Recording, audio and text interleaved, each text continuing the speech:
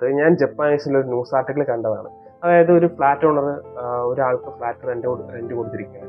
വർഷങ്ങളോളം അല്ലെങ്കിൽ കൃത്യമായിട്ട് അദ്ദേഹത്തിന് മാസം റെന്റ് കിട്ടുന്നുണ്ടായിരുന്നു. പക്ഷെ പെട്ടെന്ന് ഒരു മാസം അദ്ദേഹത്തിന് റെന്റ് കിട്ടാതായപ്പോഴത്തേക്ക് അദ്ദേഹം ഫ്ലാറ്റിന് താമസിക്കുന്ന ആളെ അന്വേഷിച്ചിറങ്ങി.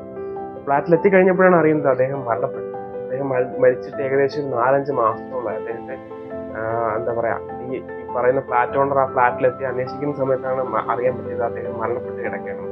ഏകദേശം 5 മാസം കൊണ്ട് മുമ്പാണ് അദ്ദേഹം മരണപ്പെടുന്നത്. കൃത്യമായിട്ട് അദ്ദേഹത്തിന്റെ അക്കൗണ്ടിലേക്ക് ക്യാഷ് എത്തിയിട്ടുണ്ടായിരുന്നു. പക്ഷെ ഈ പറയുന്ന പുറലോകമായിട്ടോ അല്ലെങ്കിൽ അദ്ദേഹത്തിന് മറ്റ് സൗഹൃദങ്ങളോ കാര്യങ്ങളോ ഒന്നും ഇല്ലാത്തത് കൊണ്ട് അദ്ദേഹം മരണപ്പെട്ടത് ആരും അറിഞ്ഞില്ല.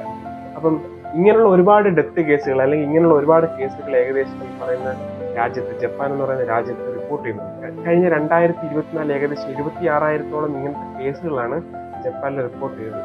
ഈ ഒരു മരണത്തെ അല്ലെങ്കിൽ ഇങ്ങനെ മരണപ്പെടുന്നതിന് ജപ്പാനിലെ ഒരു പേര് അറിയപ്പെടുന്നത് കൊഡോകുഷി, അതായത് ലോൺലി ഡെത്ത്, ഒറ്റപ്പെട്ട മരണങ്ങൾ. അതായത് ഒറ്റയ്ക്ക് താമസിച്ചിട്ട് വർഷങ്ങളോളം ഒറ്റയ്ക്ക് താമസിച്ചിട്ട് പുറലോകമായിട്ട് മറ്റ് സമ്പർക്കങ്ങളോ അല്ലെങ്കിൽ മറ്റ് സുഹൃത്തുക്കളോ കാര്യങ്ങളോ ഇല്ലാതെ ഒറ്റയ്ക്ക് എവിടെയെങ്കിലും താമസിച്ച് അവിടെ വെച്ചിട്ട് തന്നെ മരണപ്പെടുകയും അത് ഒരുപാട് ദിവസങ്ങളോ മാസങ്ങളോ അല്ലെങ്കിൽ വർഷങ്ങളോ കഴിഞ്ഞ കേസുകൾ പോലും ജപ്പാനിലുണ്ട്. ഇങ്ങനെ വർഷങ്ങൾ കഴിഞ്ഞ കേസുകളെ അല്ലെങ്കിൽ മാസങ്ങൾ കഴിഞ്ഞ കേസുകളെയൊക്കെയാണ് അവർ കൊഡോകുഷി എന്ന പേരിൽ അറിയപ്പെടുന്നത്. ഇപ്പൊ ഈ പറയുന്ന ലോൺലി ഡെത്ത് ജപ്പാനിൽ മാത്രമല്ല, ഇപ്പൊ ദക്ഷിണ കൊറിയയിലും ചൈനയിൽ പോലും ഇങ്ങനത്തുള്ള കേസുകൾ റിപ്പോർട്ട്